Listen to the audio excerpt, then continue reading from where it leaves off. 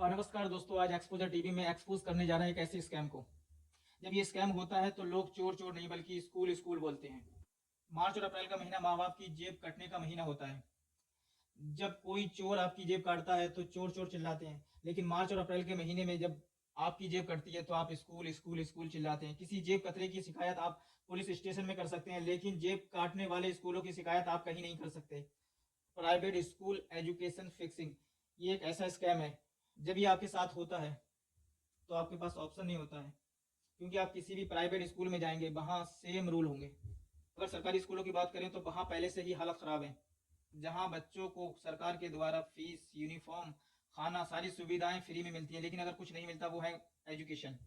चलिए समझते हैं इस रिपोर्ट में। हमें बदलना पड़ेगा इस ब्लैक बोर्ड को। ये जरा सोचिए कि इस ब्लैक बोर्ड पे कौन सा शिक्षक जो है इन बच्चों को पढ़ाएगा, और ये अगर इस ब्लैक बोर्ड पे बच्चे पढ़ेंगे तो बच्चों का भविष्य जो है वो ब्लैक होगा कि नहीं होगा। जरा सोचिए, ये ब्लैक बोर्ड देखिए, ये कौन सा ब्लैक बोर्ड है। बहुत सारे पत्रकार आते हैं और शिक्षकों से उल्टा सीधा सवाल पूछते हैं।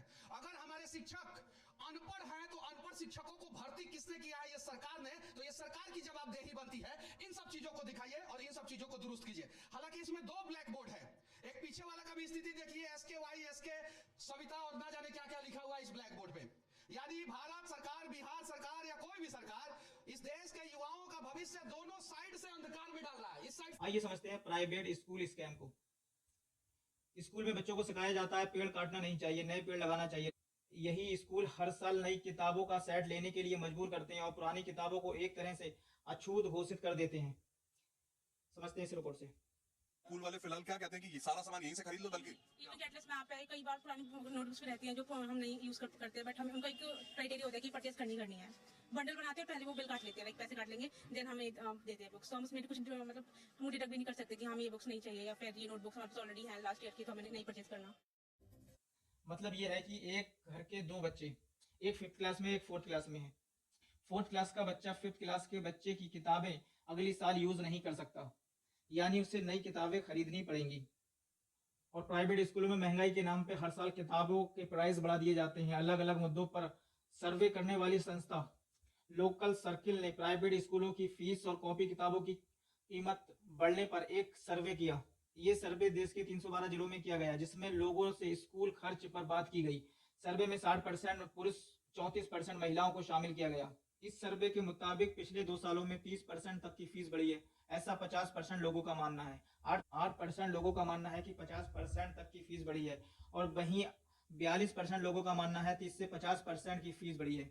इस रिपोर्ट के अनुसार लोगों ने बताया किताबें छापने वाली कंपनी और स्कूलों के बीच काफी अच्छे रिलेशन है, जिससे किताबों के प्राइस मन मुताबिक स्कूलों को मिल जाते हैं, जिससे किताबों के प्राइस बढ़ जाते हैं और आम इंसान को, आम लोगों को मुश्किलों का सामना करना पड़ जाता है।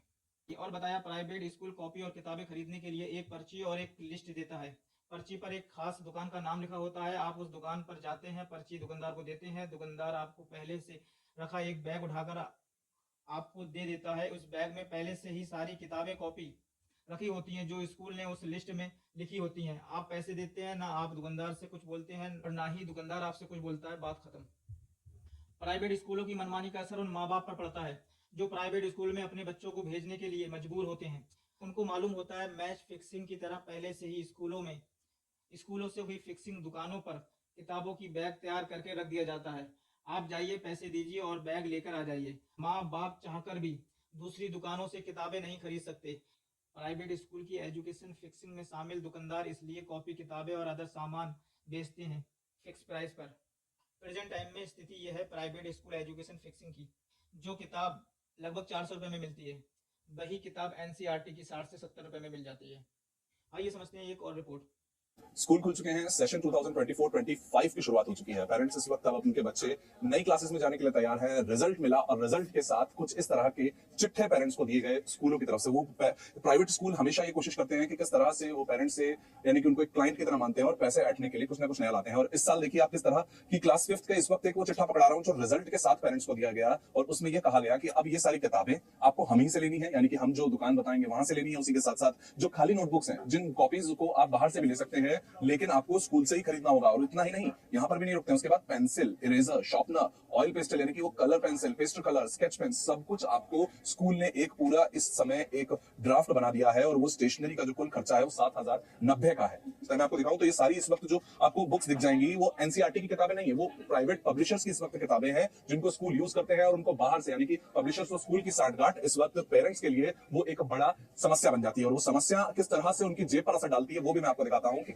अगर एनसीईआरटी की किताबें, इन सब पब्लिशर जो हैं, ये पब्लिशर प्राइवेट पब्लिशर है, उनकी जगह अगर आप एनसीईआरटी की किताबें खरीदने जाएंगे तो आपको एनसीईआरटी की किताब अगर मैं यहाँ पर खरीदना चाहूं तो सभी बुक्स, रिमझिम, मैरीगोल्ड, मैथ्स मैजिक यानी मैथ्स की, ईवीएस की और इस वक्त इंग्लिश और हिंदी की अगर वो चारों किताबें खरीदेंगे तो आपको 400 रुपए। एनसीईआरटी की जो क्लास 5 की बुक का सेट है वो 433 यानी कि 450 रुपए से भी कम का है। और उसके अलावा जो टेक्स्ट बुक्स के अलावा जो वर्कशीट्स होती हैं, वर्क बुक्स होती है, रिमझिम की बुक का देखेंगे तो मात्र 58 रुपए की है। लेकिन यही दूसरी तरफ अगर मैं आपको यहाँ पर इनका प्राइस दिखाऊं तो आप देखिए वो फलक हिंदी पाठमाला इस वक्त 427 एमआरपी है, जहां पर दूसरी तरफ वो वर्क बुक जो एनसीईआरटी की है, जो सरकार कहती है कि स्कूलों को इस एनसीईआरटी की किताबों को पढ़ाना चाहिए, उनसे दूर जाकर वो प्राइवेट पब्लिशर्स की किताबों को लेते हैं। और जिनका 10 से 15 गुना दाम हमें नजर आ रहा है कि जहां जो व्याकरण की किताब जो 60 से 70 रुपए की एनसीईआरटी की होती है वो यहाँ पर 450 350 रुपए की दी जाती है। और वो जो क्लास 5th में पढ़ने वाले बच्चे की जो पहले दिन की एंट्री से पहले वो इस वक्त खर्चा होता है जो पेरेंट्स का, वो लगभग 7-7 हजार 5th क्लास के बच्चे का जा रहा है। और ये जैसे जैसे क्लास बढ़ती है वैसे वैसे हर एक क्लास का जो दाम बढ़ता जाता है। और इसमें जो कमाते हैं वो होते हैं स्कूल और वो पब्लिशर जिनके साथ इस वक्त स्कूलों की साठगांठ चल रही है।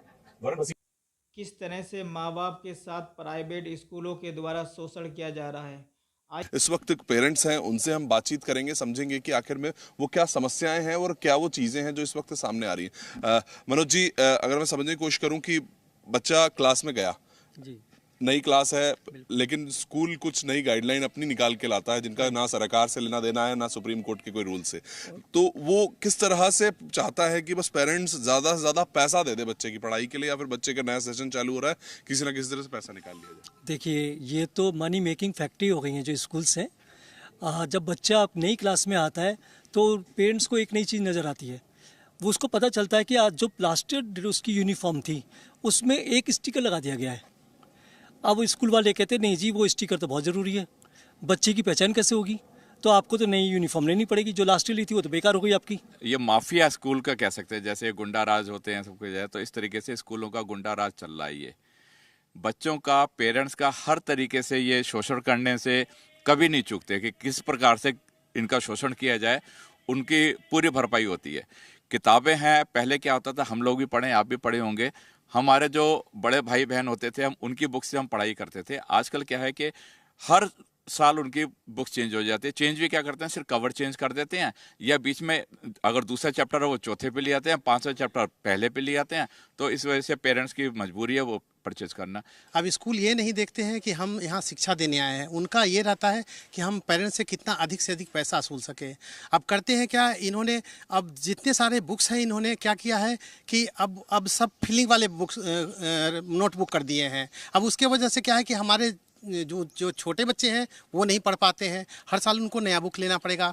अब पैसे के लिए इन्होंने अब भी क्या किया है, जैसे अब ड्रेस के लिए है, अब सपोज कीजिए कि हमारा बच्चा है जो इस क्लास में पीले ड्रेस में है, हाउस ड्रेस में है, अगर नेक्स्ट क्लास में हम बोलते हैं कि इनको पीले ड्रेस ही रहने दीजिए तो नहीं, वो फिर ग्रीन ड्रेस करेंगे उसके लिए। अब हमें हर साल इसके हाउस ड्रेस भी खरीदने पड़ेंगे। ये पिछले अगर आप 2016 से लेके अब तक अगर आप देखेंगे, नाना करके 60 से 70% फीस की इंक्रीज़ हो चुकी है। उसके बाद अगर आप बुक्स का देखेंगे तो आप लगा लो कि 3rd क्लास के बच्चे की 6-6 हज़ार, 7-7 हज़ार, 8-8 हज़ार की वो बुक्स आती हैं। रिपोर्ट हमने इसीलिए तैयार की है कि पेरेंट्स जब इस समय जाएं अपने बच्चों के लिए, अगर दुकानों पे भी जाते हैं या फिर स्कूल में उन्हें इस तरह की दुकान का एक नाम बता दिया जाता है तो उसके खिलाफ वो आवाज़ उठाएं और उन्हें पता होना चाहिए कि ये चीज़ें गलत है। प्राइवेट स्कूलों में बेधड़क एजुकेशन के नाम पर स्कैम चल रहा है। एक मीडियम क्लास फैमिली कहाँ जाए अपने बच्चों की एजुकेशन को लेके, क्योंकि सरकारी स्कूलों की स्थिति पहले से ही खराब है। और जो फैमिली गरीबी रेखा में आती हैं वो इस महंगी प्राइवेट एजुकेशन सिस्टम को अफोर्ड नहीं कर पाती हैं।